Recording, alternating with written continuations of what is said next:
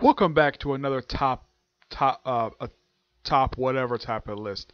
This is the top 25 best Marvel ongoing series of 2018. Of course, these are my opinion, anyways. If you have your own list of basically of series, ongoing series, Marvel comics that you should feel as though you want to do your own particular list, go right ahead. Of course, this is my opinion, my list, my channel. Simply put, though about a little over half of these ones are in fact ties, because that's how I feel about them. And how similar, sometimes some might be same writer or same type of premise, similar type of character, but yeah. All right, let's go with number 25, Amazing Spider-Man. Why in the world is one of my favorite titles on the bottom list?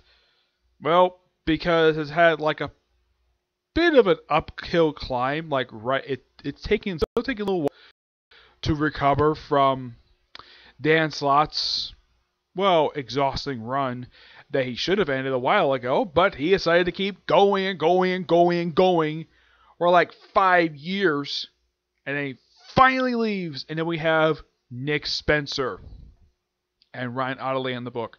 Ryan Ottley, people were excited to see him on the book because he had just wrapped up his epic Invincible book and his long era for that particular book. Nick Spencer, people were nervous.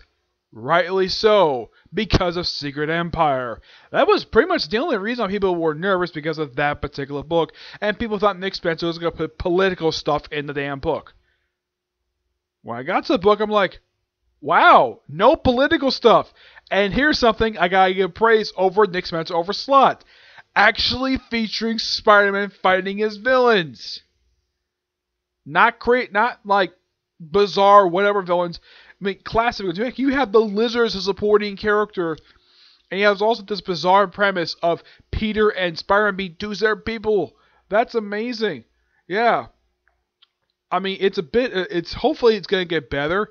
And I'm loving what the book's doing so far, and I hope Nick Spencer keeps going with this book, because the guy knows how to write characters who are not politically charged.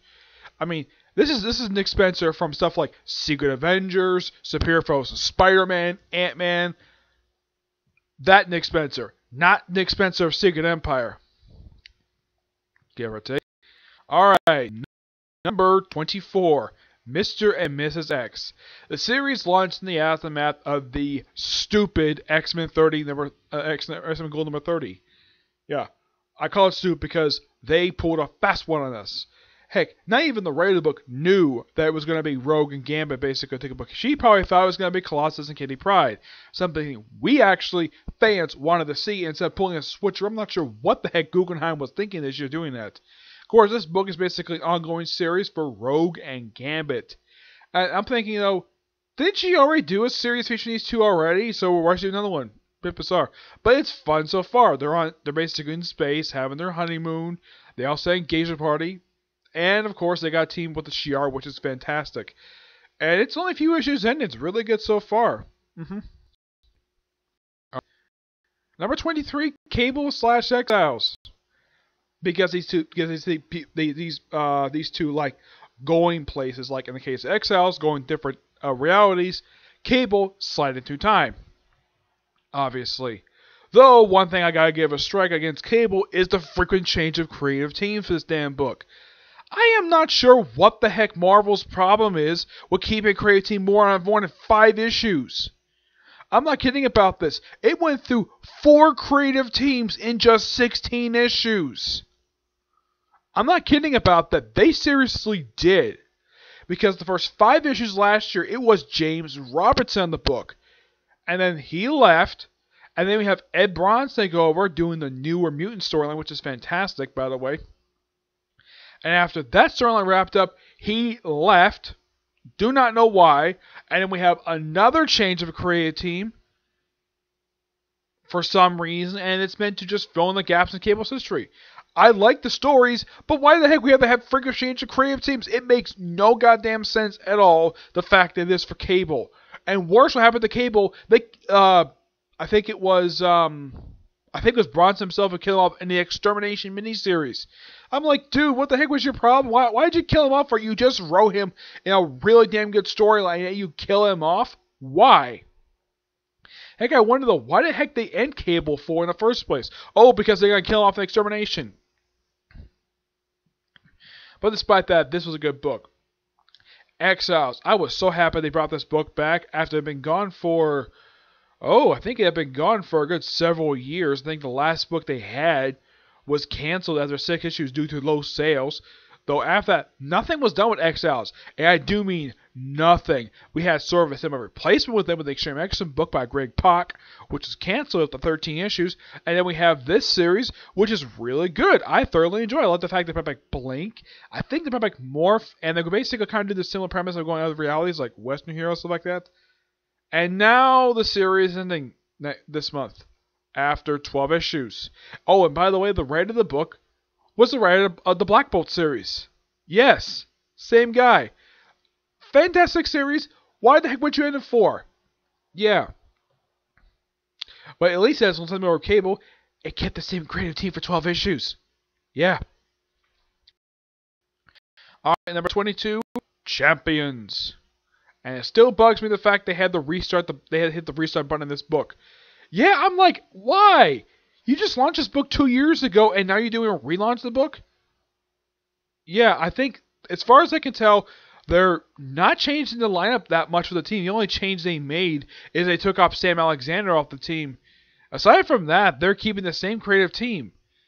And I think they're changing the logo, and that's it. That's the only change they're doing, aside from just restarting the numbering and changing the logo. That's it. But aside from that, this has been a really damn good title this year, and it was sad to see Mark Waid leave the book. Well, actually, he led the book last year, and we have Jim Zepp take over. It's been a pretty damn good title this year. Yep. I have a chance to review more trades for Championship. I'm hoping to review more trades soon of it. Alright. Number 21. Both of these are Deadpool titles. Spider-Man Deadpool and Deadpool. Yeah, with this year, Deadpool wrapped up the long era that was the Gary Duggan run. Gary Duggan was actually one of 2 writers this year who actually was still on this book. Yeah, he was like one of the only 2 who's actually had a long run and still going. And all of a sudden he just left. Of course, now we have Scott Young in the book, which book is still pretty good under him. And he did the whole Grant Morrison thing. His run was really, really good. Nothing terrible about this book at all. I never came across a bad issue for Deadpool. And now, here's the thing. Out of all the creative books, of all the books of Marvel, only 1 book still has the same writer. Yeah, only 1.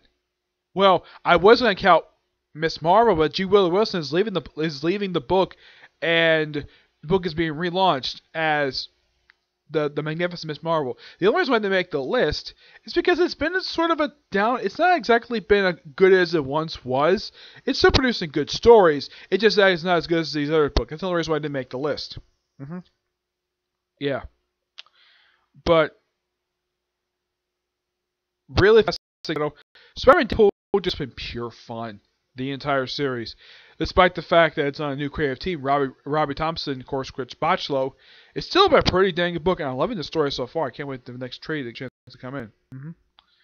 Alright, number 20, Iron Man. Yeah, first we concluded with Bendis' era in the book, after he only been on the book for a good 3 years. Yeah, not a very long run, and he left. And then we have Dan Slott take over, and for some reason he decided to change the book from Iron Man to Tony Stark Iron Man. And for some reason also, I thought this was really cool that he did this. They took the logo from the Stark Industries logo from the MCU and made that part of the Iron Man title. That by far, brilliant stroke of genius. And also, giving Iron Man good supporting cast. That was interesting too. Like you have Jocasta, Machine Man. It actually kind of felt like an Iron Man title again. In fact, he got his own company. He got his company back, and it felt like an Iron Man title again. But it's only been a few issues, and it's been a pretty decent run so far. Though, I gotta wonder though, why the heck did Machine Man have to get rid of his fleshy, his look that he had since the Next Wave series? I have no idea why Slott did this for. As far as I know, there's not been an explained reason why he did this for, or why he has anti-human stance now. Yeah, I have no idea why. Despite the fact, prior to this book, he has never been written this way at all. He loves humans. And now he hates them for some reason. No idea why. And also, Jocasta ended her relationship with the Machine Man after he's been dating on and off for years. Heck, if you ever read Marvel Zombies 3, there is sexual tension between the two of them the entire time. Yeah. Alright. Number 19, Runaways. Really damn good title.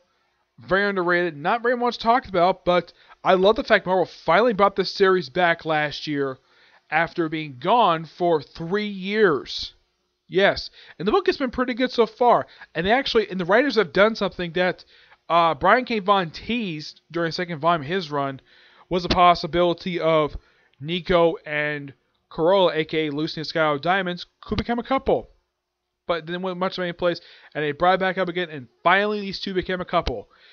And I think that the writers realized, though, that I think that hooking her up with Julia of Power Pack was a mistake on the part of Chris Yost. They probably didn't like that concept they probably didn't like that part of her, and they probably really wanted to hook up her and Nico. So they had him break up, and I love the fact that Molly is a big fan of Power Pack. I thought that was a really neat concept. I love it. I thought it was a really cool idea for Molly, good character development for her, and just been a really good book so far. It's not exactly one of the high tier books from Marvel, but it's still a pretty dang good book. And the only reason why, and of course, most people probably agree with me on this one, the only reason Marvel brought this series back last year was because of the Hulu TV show. That's the only reason why. But it's still a pretty dang good book. I've heard rumor for a while that Marvel was going to end this series, but I haven't seen it. Nope. Alright. Number 18, and this is actually the second tie in this one. This is the Sentry and Moon Knight. Why I pair these two up together? Featuring two guys who are freaking nuts. Yep, that is the reason for this. Yeah, both of them have now. Sentry is currently written by Jeff Lemire, which is the only time he's written right now. He was previously the writer for Moon Knight for a few years until he was writing until like last year, and he ended his run. And then we have Max Bendis who took over the book, which fantastic choice to replace him because he had already wrote a character who's freaking nuts, Fool Killer. So perfect choice. I loved it, and I even love the fact they brought back the original numbering. And I forgot to mention this in my top 15 good things, 12 things to happen this year. Moon Knight hit 200 this year, which was fantastic. I really wanted to hit this number, and it did. And Moon Knight has been really good. I've never encountered a bad issue Moon Knight. I love Lemire's run. It's fantastic. The only run I kind of felt this, though, was a bit stepped down for a lot of stuff. The most recent work for Moon Knight was probably the Brian Wood run after Warren Ellis left the book after 6 issues. Yeah, that was the run before the most recent run. Yeah. But Moon Knight, really damn good title this year. Heck, I even love the fact that Puppet not Bushwhacker, his arch nemesis from Moon Knight #1, the original one from the 80s. I think it was like Bushmaker, I think it is. Yeah, love the fact they brought this guy back. Yeah, this is actually the first time he's actually appeared physically in a Moon Knight comic since Vengeance of Moon Knight #2. Yes, it had been a good 8 years since this guy showed up. Heck, I even love the fact that Moon Knight is now a parent now. Great thing for him. Though I thought it was odd, though, he called somebody to babysit his daughter. He called upon a guy who died in the previous volume, which makes no sense at all. If I were Moon Knight, okay, you have an Avengers ID card. Contact the Avengers to have one of them babysit your child. Like, you could contact, I don't know, you could contact Jessica Jones. She might be a good choice. You could contact Jessica Drew. Contact anybody. No, you contact a guy who's already dead. Yeah. But this is a good title. Sad to see it go. Actually, last issue came out just a couple months ago. Sentry, I think this is a good idea for Marvel to do with him. Just give him a solo title. Don't need to force it in everybody's throats. Yeah, I'm glad the fact they toned him down a bit. The only reason why this title was launched was because it came back and another book is actually on this list. Yeah. You can kind of say it's for actor pilot this book, despite the fact the writer of that particular didn't exactly write the series itself. Yep. Alright. Number 17. One of these two books, like, and my friend Timmy probably like, why isn't this book your #1? Yeah. But it's my list. Alright? And this is another tie between Peter Parker, the Spectacular Spider-Man, and the Amazing Spider-Man Renew Your Vows. Yeah, Peter Parker's Second Spider-Man. One of two series to abruptly end after a crossover for some strange reason. I don't know why, but it did. Yeah, Renew Your Vows. I love the fact that I love what Jody House did with the title. I'm looking forward to reading the final chapter when it comes out, when the library gets their hands on it. But this was a fantastic title this year, and excuse me, I know my friend Ted, this is one of his favorite titles, and I do enjoy it. It's not one of my personal favorites, but I do enjoy reading it. As for Peter Parker's Second Spider-Man, this is one of my personal favorites because I love what Zdarsky did with the book. And then he abruptly left, and then like the last few issues written by Sean Ryan. Sean Ryan is not a terrible writer, but okay. Thought it was a little odd because the last book he did for Marvel was Nova. And that was back in 2016. Yeah, that was the first Marvel book he's done in a couple years. So why this book for? It really made no sense. I don't know why Zdarsky left for. It's one really bizarre. It's one of two Zdarsky was on the list. Number 16, Shara/Domino. And I put these two together simply because, well, not only both really good, but they both had the same reason why they were launched this year. Because they both featured in live action films that came out this year. Shara featuring the Black Panther film, and Domino featuring Deadpool 2. Shara, I don't remember who the writer is, but this book is dang good. It's kind of like what it did with Inhumans, where it's basically what she's doing in Wakanda while Black Panther's off in space. And of course having Storm as a supporting character, her ex-sister-in-law, which I still think ending the marriage between Black Panther and Storm was stupid. Yes. Even though it's been 6 years, it's still really stupid the fact that the writer of that last issue, I don't think it was Bendis, was one of their writers. This was stupid on many levels. And so this was a great relation between the two of them, and then it abruptly ends. It was so bizarre.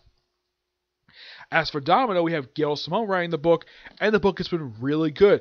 Releasing like 8 issues this year, an annual, and it's just been a pure fun of a title for Domino to do. I thought it was odd they ditched her classic look, her classic black leotard, the black jumpsuit she's not wearing, and go with new look, which I don't have a problem with new look at all. It's a good look for her. Heck, I even thought it was really interesting Gail Simone brought back Michael Morbius. Yes, Michael Morbius returned this year. I'm like, last time he popped up in a comic was back in 2013. It had been 5 years since he last made a physical appearance in Marvel Comics.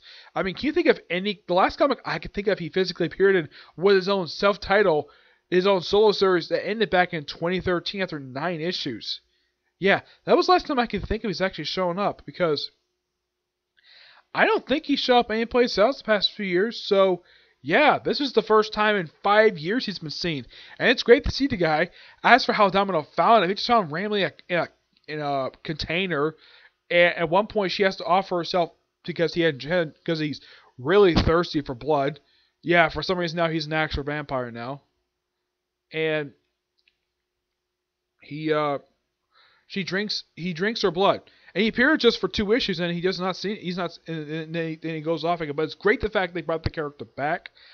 I'm hoping they do more so with him in the future, because he is one fantastic character, and Marvel should do something with him because he's a creation of Stan Lee. Now on to another tie, and this one is simply for same writer. Weapon X and Weapon H. The Weapon H was actually spun off of Weapon X. When this series started last year, I didn't know what direction it was going in for the first 3 issues, and after that crossover with Totally Awesome Hulk, it proved to be really good. Really dang good title. As a matter of fact, the most recent storyline featured the Weapon X4 storyline, which was really good.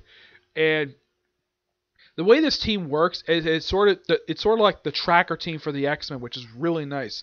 Though I think it's really odd, though, the fact that when the original lineup was announced last year was one of the most oddest lineups I've ever seen. You have Man Logan, Sabretooth, Lady Deathstrike, and Warpath and Domino. Also, throughout the title, Domino really wants to have sex with Warpath. Yeah, it's very heavily hinted at that she really wants to. Like she lusts after Warpath for some reason, which I thought was so bizarre. Heck, um during the crossover of Totally Awesome Hulk, they had Lady Deathstrike team up with the Hulk, and he's like kind of nervous being around her because she's a killer.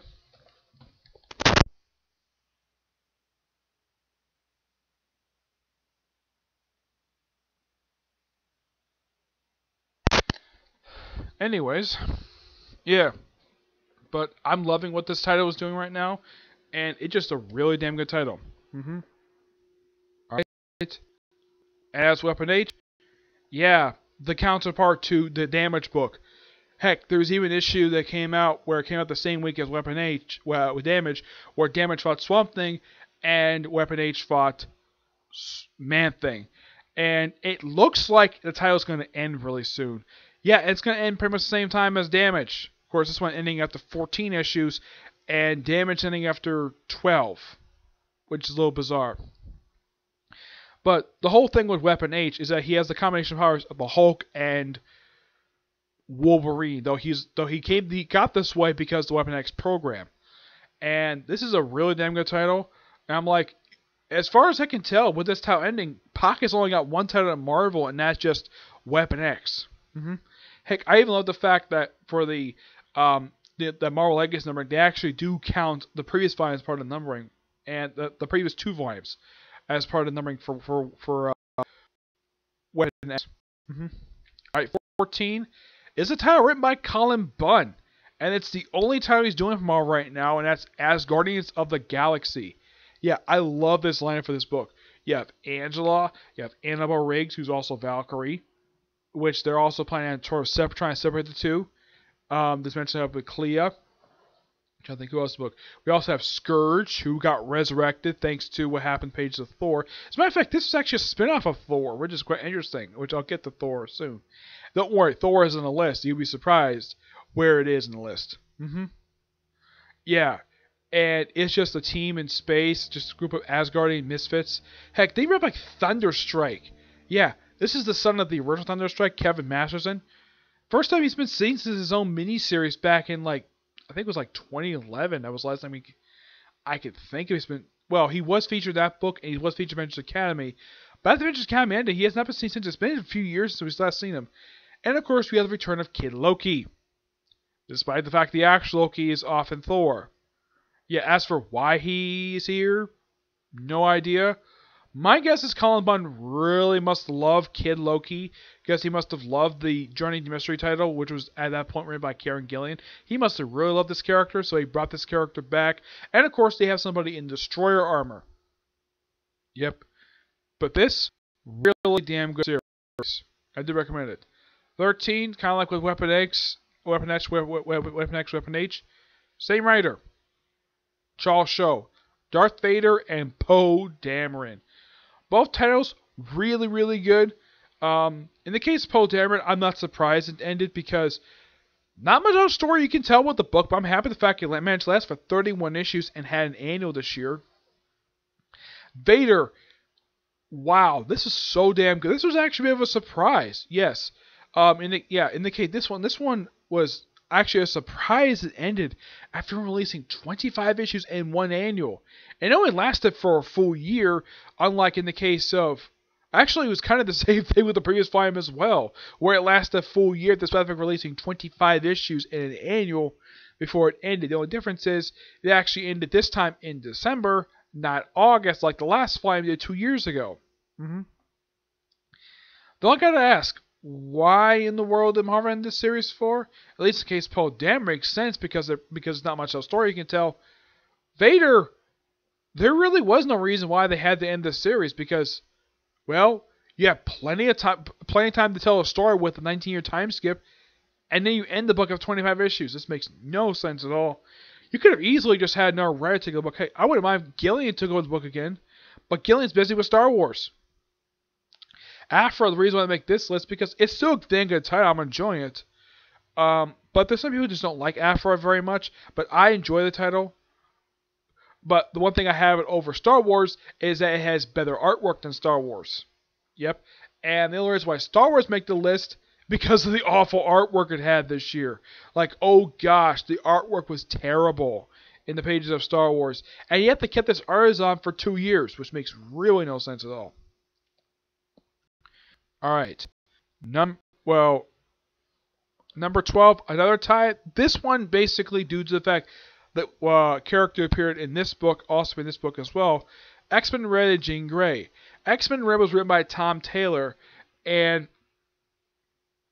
this basically was like an 11-part story, just told as an ongoing series, but it was really, really good. Yeah, and I love the line for the series.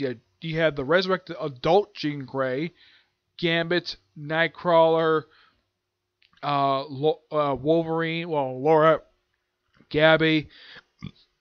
Excuse me. It seemed like Tom Taylor was having a blast with his title, though. I thought it was odd that they also had the return of Namor, which I thought was really nice to the group.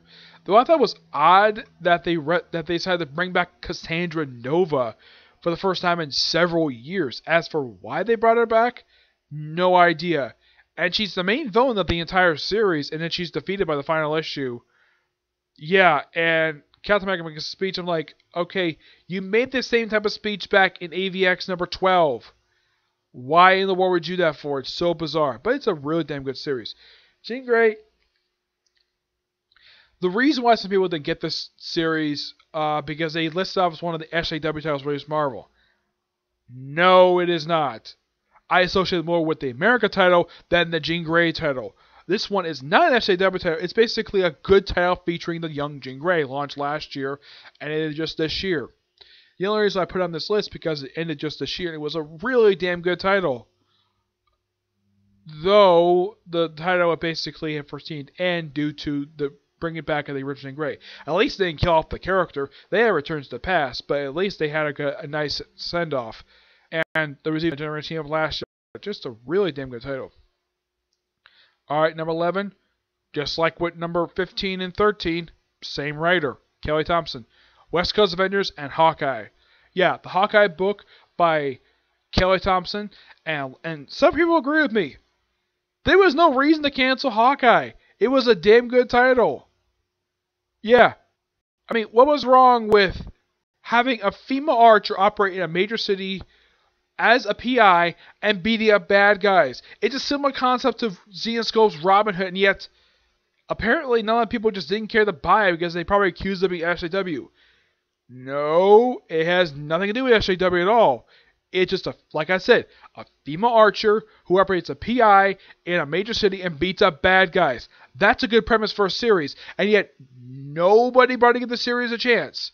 I reviewed all 3 trades for this series. It's so damn good. And of course, the series does have a semi-continuation in the form of West Coast Avengers, though they added in Gwenpool, Quintire, of course, they put the original Hawkeye in there, and they had like a few people from the Hawkeye cast, but also adding Gwenpool and Quintire, who are now a couple for some reason. That was bizarre. I like the fact they brought back the West Coast Avengers, which this is something I think Marvel should have like years ago, but so happy they brought this title back. And Kelly Thompson is doing a fantastic job with it. Number 10, though this one actually is kind of the same reason with how number 8 is with one of its titles. All in Wolverine X23. Yeah. All in Wolverine was a fantastic title by Tom Taylor. Nice best in the book. And I was like, oh no, we brought back, oh crap, we just brought back the original Wolverine. Let's just take away the identity of Laura that she had built up past few years. Yeah. I would agree with a lot of people about this. Basically, where some people were taking away the Wolverine identity from Laura is a slap in the face of all the character development she had received for the past few years. And turn it back to X23. What is this? Basically 2003? We don't need to have a reset for a character who did not need a reset. This was by far the 3rd year in a row that this happened. 2 years ago it happened with Venom when they took away from Flash Thompson, gave it to Lee Pierce, and eventually gave it back to Eddie Brock, and then last year taking away Captain America's identity from Sam Wilson so he could back being frickin' Falcon for some reason. Yeah, 3rd year in a row this happened, and this is stupid. But the X23 title is actually a really damn good title. Despite the fact it should just be called On Wolverine Volume 2. That's why anyways. I know my friend Edgar basically has a different opinion on this, but that's my opinion. I'm sticking to it. Number 9, same reason as number 13. Charles Shaw writes both titles. Though Shaw left after one. Actually, Shaw doesn't write this title, but they both feature Man Logan. Yeah, Man Logan was written by Jeff Lemire, and then Ed Bronze took over the remaining issues of the series, which is fantastic. I love this series. I know my friend Tivia dropped this series, but I continue with it because I love Man Logan. Fantastic title. Heck, it's continued as Dead Man Logan, which a lot of people can't predict this would happen due to the fact that, well, there were Wolverines back, so gotta kill off Man Logan. And my theory, the reason why Marvel didn't cancel this like last year, because the Logan film was fantastic last year. Of course, it's my opinion, anyways. Yeah, but this was a fantastic, and in my opinion, this was actually the first title Marvel had in the past 5 years that actually went to issue 50. That was not a Star Wars title. Yes, can you actually believe this? First title since that one that reached issue 50. I mean, the last 2 titles I listed off basically reached that high was Astonishing X-Men and Hulk Volume 2 back in 2013. Yeah, it's been that long. Yep. As for Astonishing X-Men, fantastic title. Do not know why they had to change the lineup for after the first 12 issues. But Matthew Ross proved to be a fantastic replacement for Charles Shaw, though he did choose a bad choice of artist with Greg Land. Alright, number 8, because these two members of Defenders, Doctor Strange and the Hulk titles. Doctor Strange, despite the fact this year going through at least 3 different writers. First starting out with, I think it started with it started with John Barber. Actually, it was last year. It just started off this year with Danny. I think it finished up with John Barber. It finished up John Barber's brief run of the book, and he had Danny Costas. Now we have Mark Waid's book, and still good quality title, and love it. And I don't mind the new outfit that Doctor Strange has. It's a really good look for him, and I even like the fact that first off, going into space. Not the first time gone into space, but still a really good title. As for the other one, the Hulk titles, you have Incredible Hulk / Immortal Hulk. The Incredible Hulk pretty much finished up the Greg Pak run, which has basically been going on for the past few years. And have Al Ewing writing the character of the original Hulk, and it's basically a horror tale, and it's really good, so I'm thoroughly enjoying it. Number 7, Black Panther. Simply a fantastic title. Number 6, Defenders, Daredevil, Jessica Jones, Iron Fist. Defenders, because all members of Defenders. Bendis writing Defenders and Jessica Jones, really both fantastic titles. Charles Shaw writing Daredevil is a fantastic book altogether, and Iron Fist, fantastic book, just disappearing after 80 issues. Issue 80, which was really bizarre, but really fantastic title. Number 5, Fantastic Four and Kenny X-Men. They made a list because they came back this year. I don't want to put this here for. Alright, number 4 is Captain America. Well, first this year we have the wrap-up of Mark Waid's run of the book, his brief return for the book, and of course, we also have the start of the which is done by the writer of Black Panther, I don't remember how to pronounce this guy's name, but he actually is doing something that Mark Waid could not do, and actually have consequences for happening in Secret Empire. Heck, the wrap up the first arc, and heck, it even had an annual just after releasing a few years called Winter America. Yeah, really good. Number 3, The Punisher. Matthew Rosenberg, awesome title. Say, great book. Number 2, Marvel Toon 1. Chip Zdarsky's fantastic book. Sad to see it go off the 12 issues of an annual. And number 1, Avengers / Thor. Avengers and Thor. Both really good titles, both written by Jason Aaron. Though when this year started off, it basically was wrapping up the No Surrender storyline, and then we have the awesomeness as Jason Aaron taking with the book and releasing 700 issues this year. Okay, but that's it for this particular review. Stay tuned. That's it for this video. Stay tuned for my review of Gintama, which is gonna be soon. Okay, but here's the next view. Bye.